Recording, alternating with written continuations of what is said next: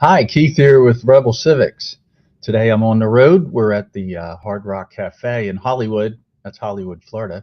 But I'm going to talk about tax day. I published a article on taxes, and I'm going to go through the argument of why taxation is theft and what's really behind the tax, the income tax, the federal income tax. So if you're curious what I mean by what's behind it is a gun. That's me, by the way, but not an IRS agent. I don't have a picture of an IRS agent with a gun, but they have plenty of guns. The IRS has about 5 million rounds of ammo and 4,487 guns. That's 2017 data. Now, they just tried to hire 50,000 more armed people, so they probably bought some more guns, but I don't have an update on what they have now. So why does the IRS have all these guns? The reason is income tax is theft. So the argument, the strongest argument for this that I use is that we own our bodies, we own the output of our labor. So money earned is property. So the labor's output is a convenient form for storing the money that we get from labor is a convenient form of our labor's output that we can use for exchange. To take that is taking property. So taking money from the rightful owner is theft of property. And the income tax, it's morally equivalent to being robbed on the street at gunpoint. The only difference is which is the thug that took it and how transparent the theft is. When the IRS takes the money, behind it is a gun. They'll put you in a cage. They'll use force. There's a gun behind it, even if it's not quite as obvious as a street crime. So the definition of a slavery is when someone claims ownership of your body and the labor of another person. So the government is claiming that it owns the output of our labor and it decides how much we're allowed to keep. Now it's the one that makes that decision. We don't get to decide that. The top rate right now, the top federal income tax rate is 37%. So the government demands our labor output and they'll use force to get it. They're going to take their cut. So question, ask yourself, when a man is 37% a slave and 63% free, is he a free man or is he a slave? Now, often you hear this pushback that, well, it's a sacrifice, we owe it, it's part of living in society, or it's because the collective decided it, the group decided it. There's a couple problems with those arguments. For one, I like Ayn Rand's argument about, I'm going to paraphrase her, I don't have her written down in front of me, but she said, when someone speaks to you of sacrifice, they're speaking to you of master and slaves, and they intend to be the master. Paraphrasing Ayn Rand. To think about this as the ethical question. So is taxation theft? Is income tax theft? And you can expand this to all taxes, but I like concentrating on income tax first. And because it's tax day, that's what I'm doing today. So the answer to an ethical question doesn't change just because you switch from individual to groups. So if you have a collective doesn't have extra moral rights.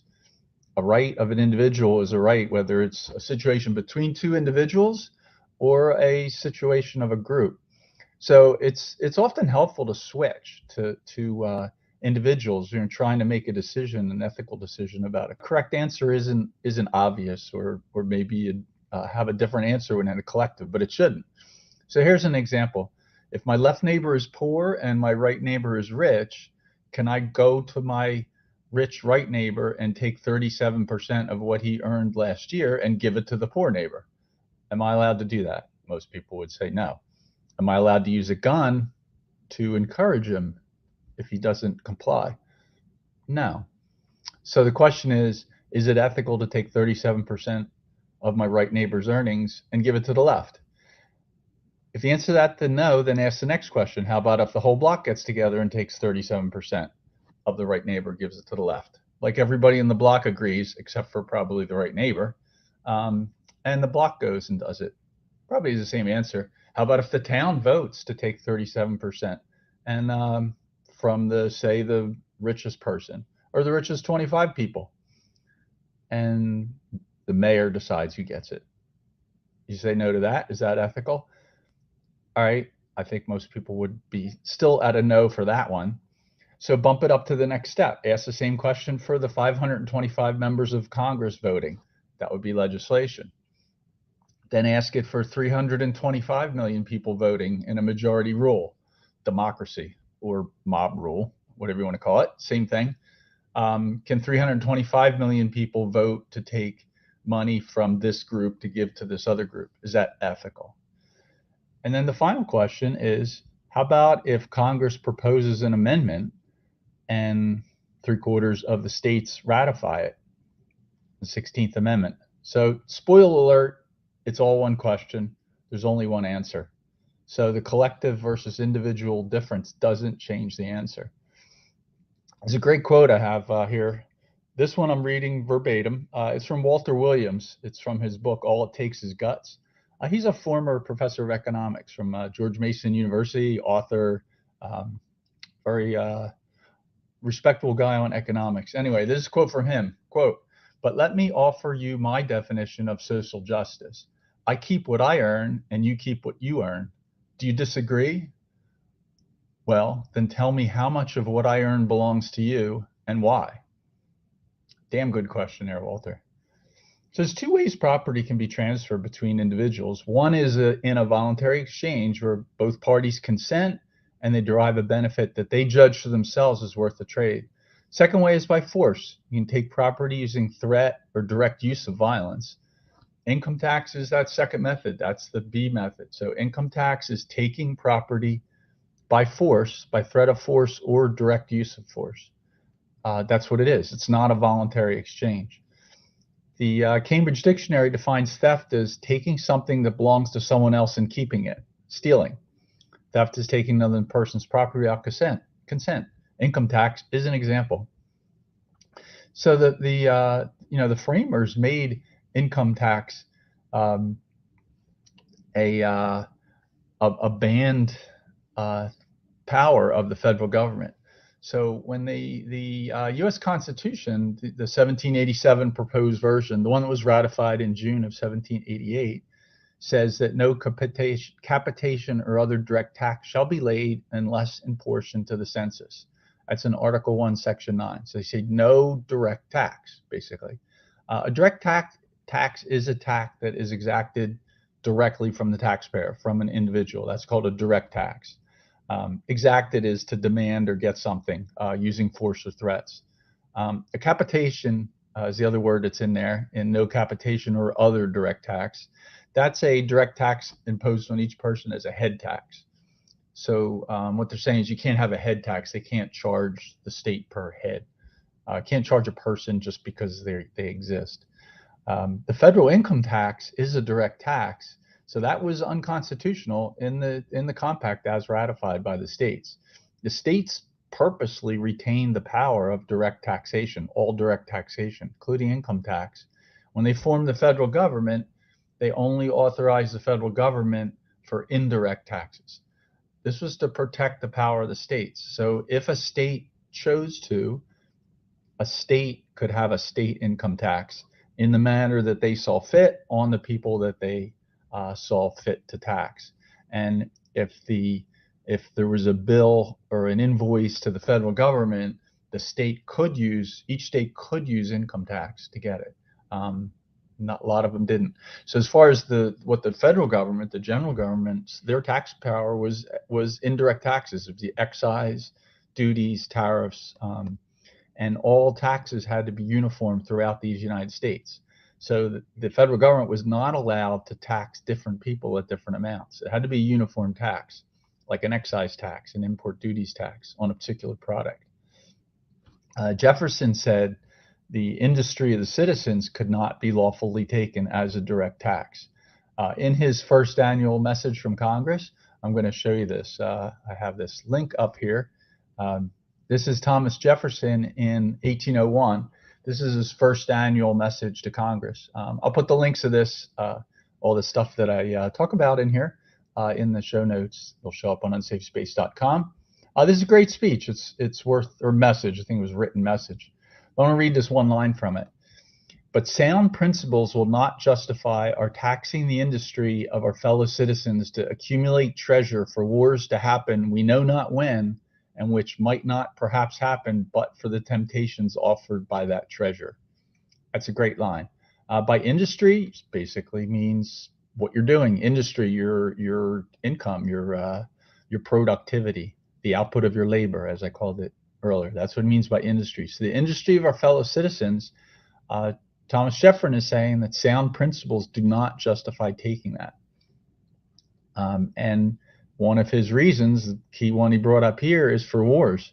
So there's the question: Are wars carried on to get taxes, or are taxes carried on to get wars? There's some of both going on. I think what we see today is a lot of the other one, that wars justify taxes, not the other way around. That's the business of Washington, D.C. and the defense industrial complex, as President Eisenhower warned about. Anyway, it's a good speech from Jefferson there. The concept that the federal government can just take a portion of your income, that's theft. Real Raven 2000 says have to charge VAT this year, so I'm double stealing. So yeah, that's one of their alternatives. They want to add a value-added tax. A lot of Europe, pretty much all, I think, but most European countries have that. It's just another way to tax. So my view on VAT is never let them get another foot in the door. And the income tax shows what happens when they did that in 1913. So I'm going to talk a little bit about the history of the taxes, like where that came from. The first income tax at the federal level was in 1861. That was President Lincoln, Congress passed an act, but it was President Lincoln pushing for that. It was called the Revenue Act. This was a new tax. It was a direct tax to fund the Union's military in the War for Southern Independence, or the War for Northern Aggression, if you prefer that name, for the 1860s war. The Union military was funded by income tax for that tax existed for 10 years. It was unconstitutional, and of course, people have heard me rant about Lincoln before. Lincoln didn't particularly care about the Constitution. He did all kinds of constitutional acts. The whole war was unconstitutional, so why would he worry about income tax? He jailed journalists. I better not go down that rabbit hole. But anyway, one of the evil unconstitutional things that President Lincoln put in place was the first income tax. Now, this was a temporary, a quote unquote, temporary tax on incomes above 600 at the time, which is $18,000 today. So it was only on incomes above 18,000, and it was only 3%. And that was passed, that got through. And it was in place until 1871, and Congress repealed it. But as the quip goes, nothing is more permanent than a temporary government program. And in 1894, buried inside this humongous Wilson-Gorman Tariff Act, they stuck another income tax. This was a 2% tax on over 4,000 then, which is 140K today. So this is a tax the rich plan. Again, this is 1894. The Tariff Act is huge. I read through it trying to find it. I'll put the link in here, but if you go down that rabbit hole, it's on page 655. It's a little short section. The act itself is a horrendously long list of all sorts of things and how much each import thing is taxed. It's a tariff act. They were getting everything at all different rates, but it isn't that stuff's all an indirect tax, which is authorized by the states. It was delegated power to the federal government. Anyway, that was in 1894. It took effect January 1st of 1895, and in 1895 it ended up in the Supreme Court. So the case was Pollock versus Farmers Loan Trust Company, and it got ruled unconstitutional properly. The Supreme Court majority opinion was that the income tax was unconstitutional, and that part of the Wilson-Gorham Tax Act was null and void. It had to be dropped because it was illegal, unconstitutional. So Congress dropped that part of the tax scheme. Didn't last long. And then there was no federal tax. That's from 1895 through 1912.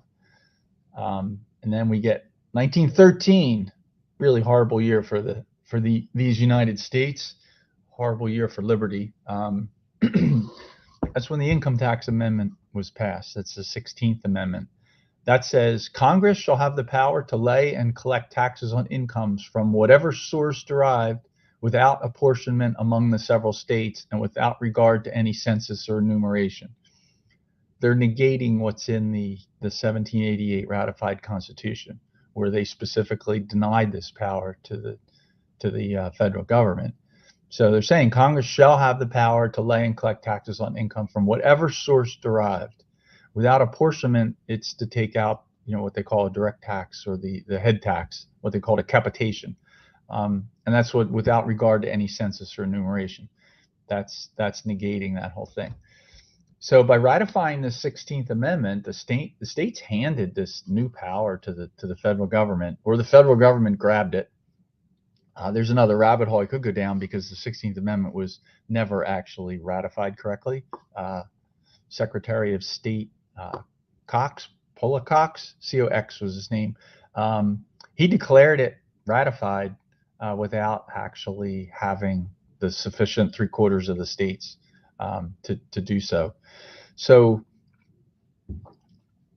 that I'm not going to go down that because I don't think it's a good argument against taxation. It just says that the paperwork wasn't completed, and if they completed the paperwork, taxes would be fine.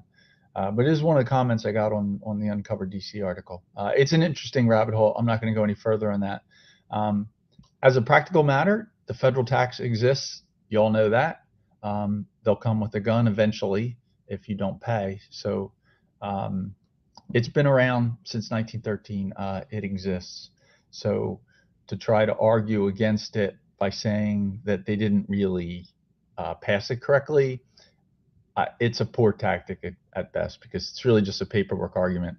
And really today, I suspect that if you did win that, even in the Supreme Court, all that would happen is sufficient states would ratify it, and we'd be back to having the tax, and it would have spun up for nothing and not get anywhere. The argument here is that it's theft. This is a moral reason. So think about this as an ethical question, not a political question on dotting the I's and crossing the T's on the paperwork. As horrible as it is, I think I agree it was never really ratified, but it doesn't matter. Everybody knows a tax exists.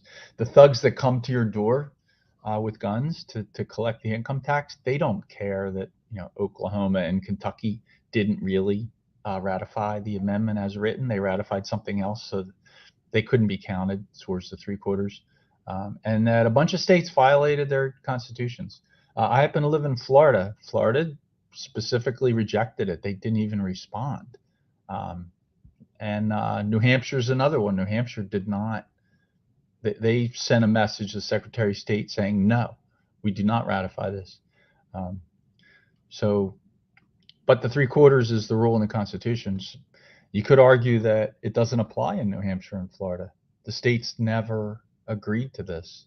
But anyway, it doesn't matter. As a practical thing, no one cares anymore. So however it was done, whether they grabbed it or the states handed it to them, they were allowed to get away with it. The states didn't stop them. P.J. O'Rourke said, giving money and power to the government is like giving whiskey and car keys to teenage boys. Nailed it there. That's P.J. O'Rourke. He's a great one to read. That's from his book, Parliament of Whores, on page 24, by the way, if anybody wants to check that out. Great book, Parliament of Whores. Guess who he's talking about? Congress. Anyway, when they started the taxes in 1913, they started at a really low rate. It's easier to get it through. So 1% was the bottom rate. Now it's 10%. So I'll show you some of the historical tax rates here. There's a website here with the tax rates by the Tax Foundation. So 1913, the bottom rate was 1%, and the top rate was 7%. That's on $500,000 in 1913. Now, another thing that happened in 1913 was the Federal Reserve was created. That was one of three reasons I said 1913 was such a terrible year. We got the 16th Amendment starting this income tax, and we had the Federal Reserve was created, which destroyed the value of the dollar. So from 1913 to now, it's been devalued by 97%. So anyway, this 500,000, that's 15 million today. So the top tax bracket in 1913, when the current income tax started, was only 7%, and it only applied to people that today would be over $15 million income. Now the top tax bracket is 37%, and it applies to a lot of people, that portion of their income is taxed at the top rate. You don't need to get up to 15 million before they start taxing you at that rate. I think it's around 60,000 that kicks in.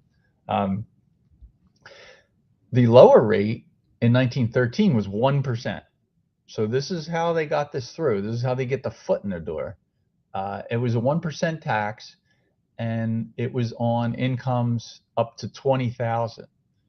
Now 20,000 is, I have that here. It's an interesting number to look at because you want to think about that bottom rate. So it's 1%. 20,000 is 609,000 today. So that number here, where the second tax bracket kicks in, which is only 2%, that doesn't kick in until you get over $500,000 today. So pretty much everybody, regular people, were taxed at the 1% rate in 1913. Then they had the foot in the door. So this is the problem, like I said, about the VAT tax. I think the same thing about the flat tax, quote unquote, fair tax. Same problem, like don't let them have a new tax power. All they'll do is grow it. The only fair tax is 0.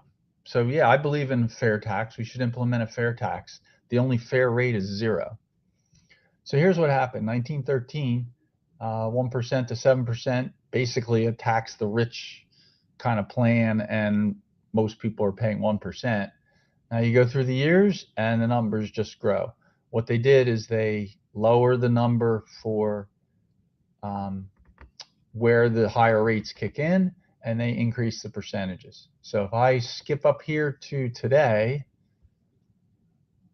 well, this only goes to 2021, but this hasn't changed. I think these numbers might be slightly different, but this is basically the same today. These might be off a little bit for 2022. But this is for 2021. It's a 10% is the bottom bracket, not 1%. So when they started it, this was 1%. Now it's 10%.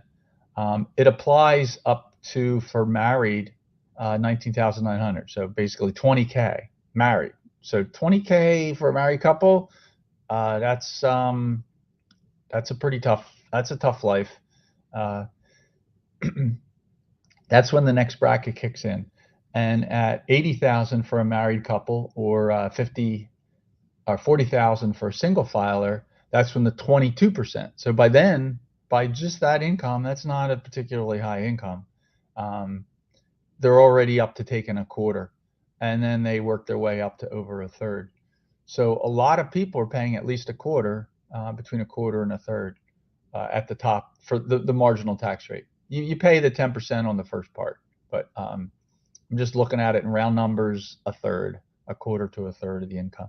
Now this is just income tax. This doesn't count Medicare, Medicaid, and the worst tax of all, which is the Federal Reserve devaluing the dollar. Every year the dollars they have are worth less. Again, harping on 1913, as you know, so there's three things. 17th Amendment, this is when they destroyed the Senate. This is a little side note here.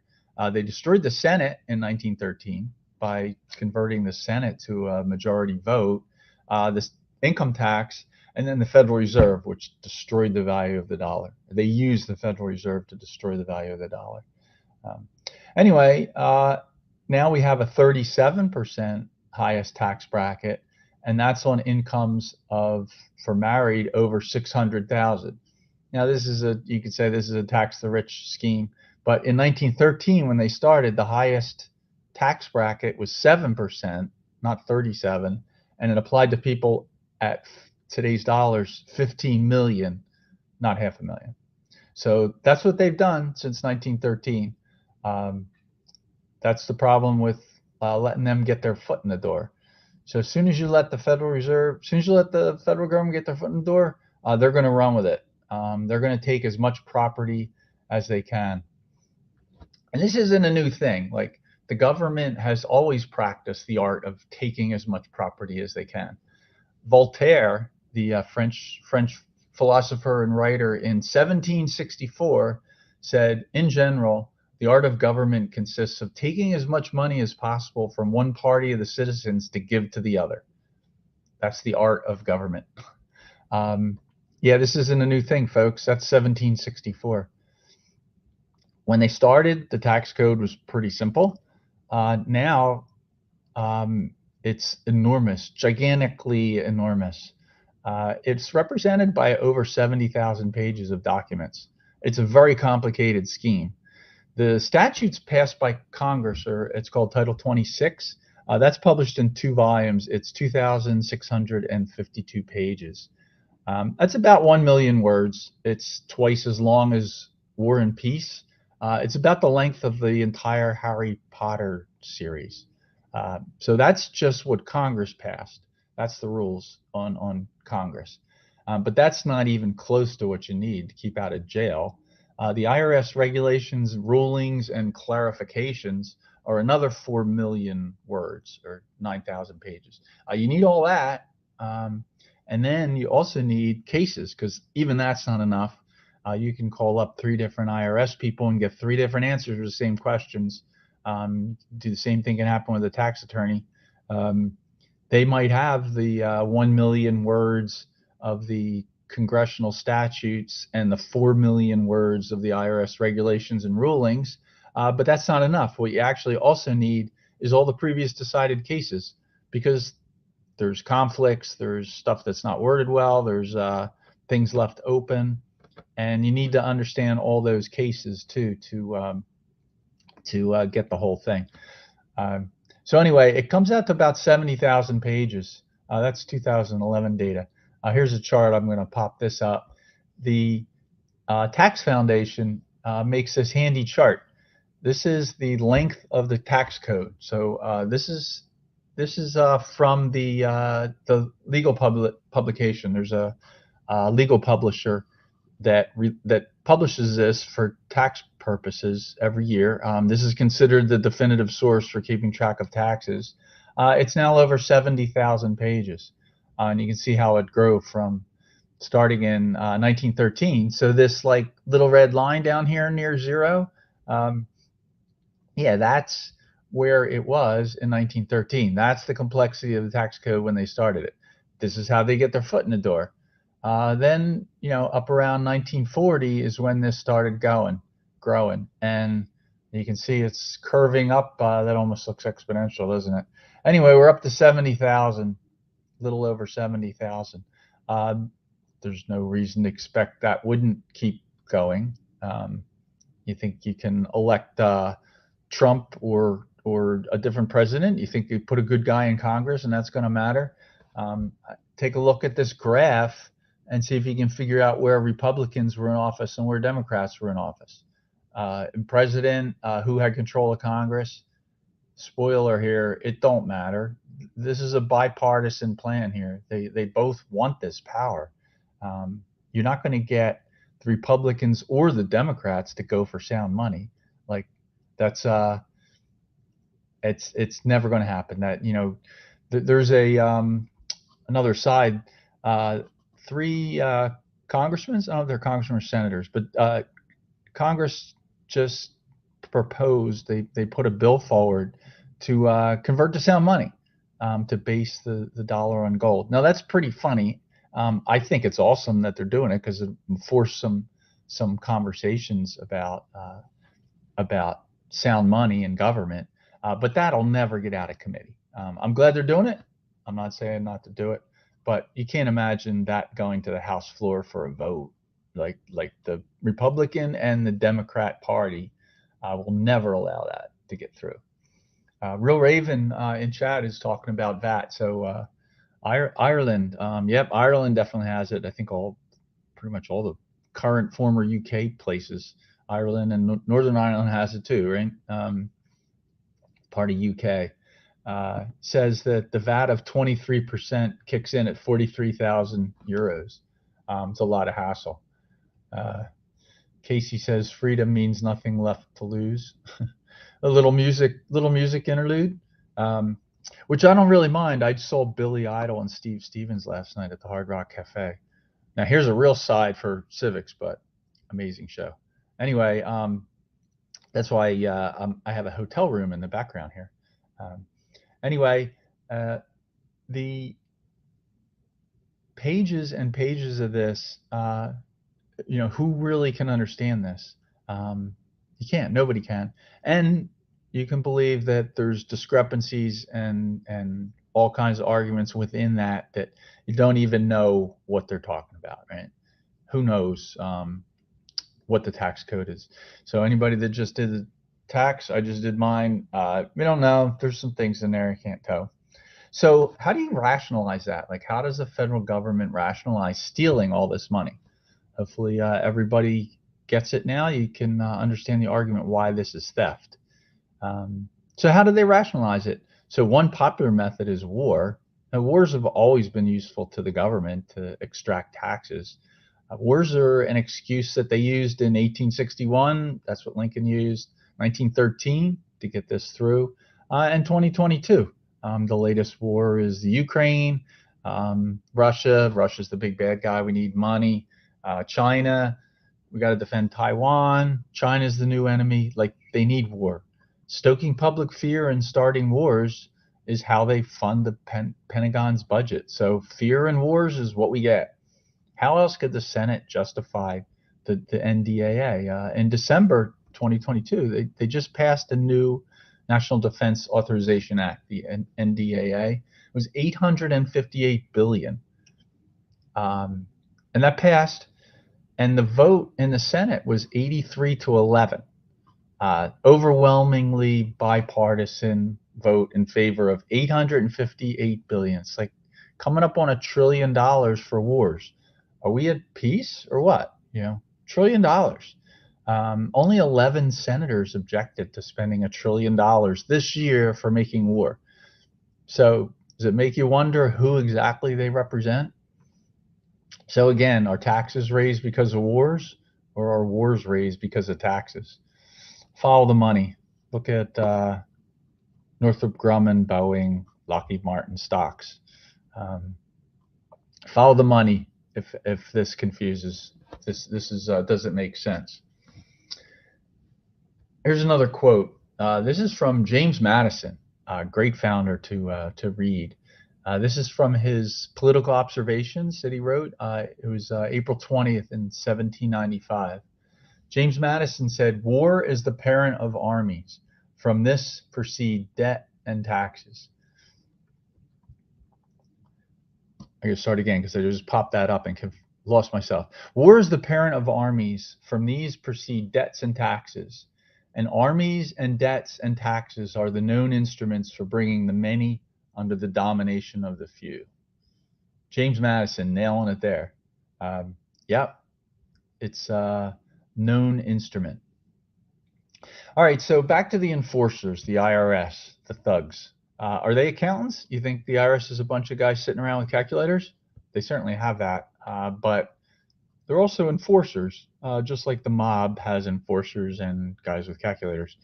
The General Accounting Office, it's where the number that I started with came from, where they have 5 million rounds of ammo. So they say that the investigation unit has 3,282 pistols and 61 shotguns. That's a lot of firepower. Like, they have the firepower of a small army. So here's from the GAO report. This is 19-175, GAO 19-175 from 2017 data. So right here, the IRS CI unit, they have 2,148 FLEOs. That's federal law enforcement officers. 3,282 pistols, 4 revolvers. It's fun. I guess they got 4 cowboys. I wonder if they have 4 horses. 15 fully automatics. Now that's interesting. People might look at that picture I used at the front with the that's an AR-15 with a rangefinder and a couple other interesting gadgets on it. Oh, and by the way, that picture was taken in Canada for the IRS people that are watching, so you can't go after me for any U.S. rules about that. Anyway, they have 15 fully automatic firearms. Now, that's interesting. Why does the IRS need automatic weapons? 621 shotguns, 539 rifles. Then there's another police officer section. They just have a few rounds. So these guys, this apparently isn't too big of a group. It's only 9 people in this group. Why the IRS has a police officer section? I don't know. Maybe they're in the IRS building. They have 2 shotguns and 4 rifles. Anyway, this is the ones that come after us, the CI group. They have 3 million rounds pistol and revolver, 56,000 rounds fully auto, 367,750 shotgun rounds, 1,472,000 rifle rounds, 103 aiming devices, specialized image enhancement devices, 178. That's a lot of firepower here. You're talking about a small army. So is this a voluntary arrangement? These guys are accountants, just figuring out what each person's fair share is. So the GIO says here, officials stated, I'm going to read this part, officials stated that these firearms are to be carried on duty. So the FLEOs are prepared for potentially dangerous circumstances, such as serving warrants on armed individuals. Similarly, qualified FELOs and all components can temporarily carry rifles or shotguns in anticipation of or in response to high-risk situations. Yeah, that's what the IRS is doing, high-risk situations. Why? It's because their business is theft. That's the problem here. That's why they need this. That's why they have this high-risk situations. Temporarily carry rifles or shotguns in anticipation of or in response to high-risk situations. They make it clear, folks, the reason the IRS has firearms and ammunition stockpile of a small army is that their business is theft. This is not a voluntary arrangement. So when you're filling out your federal tax return, remember this form has 5 million rounds of ammunition behind it. All right, I'm going to close with a quote from the great Judge Andrew Napolitano. Let me share this one just so you can read it. Judge Napolitano says, I'll say this plainly. I've said it before. Taxation is theft. It presumes that the government has a higher claim on our property than we do. That's from a recent interview, Why Taxation is Theft. It's a good one. Check out that. Judge Napolitano explains to Reason's Nick Gillespie why income tax is theft. Even though Reason is kind of a Beltway libertarian organization, I don't think everyone there fully agrees with that. But Judge Napolitano lays it out on the line there. I'm going to say it again. Plainly, I've said it before, taxation is theft. It presumes that the government has a higher claim on our property than we do. That's exactly what income tax is. So taxation is theft. I'm going to check out the chat here. G-Man says you can't put a price on democracy. Oh, yes, you can. It's 21 trillion. Yep. Not counting the debt. 36 trillion, 21 trillion, 4 trillion a year. Real Raven says complicated laws are a barrier of entry for small entrepreneurs. They protect large corporations who can afford full-time accountants. Yep, that's the whole point of the 70,000 pages. So anyway, thanks for watching. I'm going to get back to my little vacation here going on. Seeing more music tonight here in Hollywood, Florida. So thanks for joining me. And I'm really sorry about this tax thing. The best argument against income tax is that it's theft, in my opinion. So other arguments against it, sure, the Constitution denied it. Sure, the 16th Amendment was never really ratified correctly, and they were lying when they said it was. But the problem with it isn't a paperwork or political problem. The problem with it is that it's immoral. Taxation is theft, so keep that in mind. And when you're filling out your tax reform forms, remember what's behind Form 1040. 5 million rounds of ammo in possession of somebody that we are supposed to think is an accountant. Nope. Anyway, thanks for watching, and I'll talk to you all next week.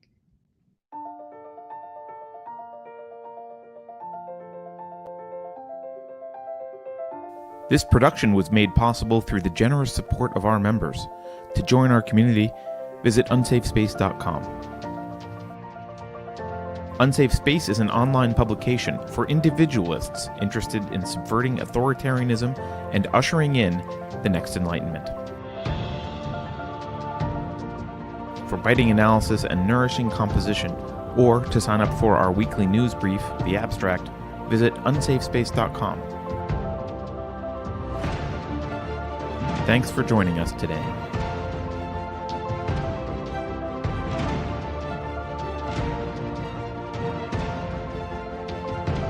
Warning. This is an unsafe space. Dangerous ideas have been detected. The content of this production has not been authorized for distribution on Apple devices. The following co-conspirators are hereby uninvited to Klaus Schwab's Winter Solstice Party. Please be advised that CBS News has paused activity on Unsafe Space while it continues to assess security.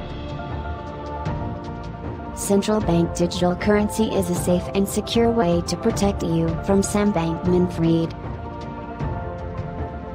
If you think about it, no one should be allowed to express opinions. But don't.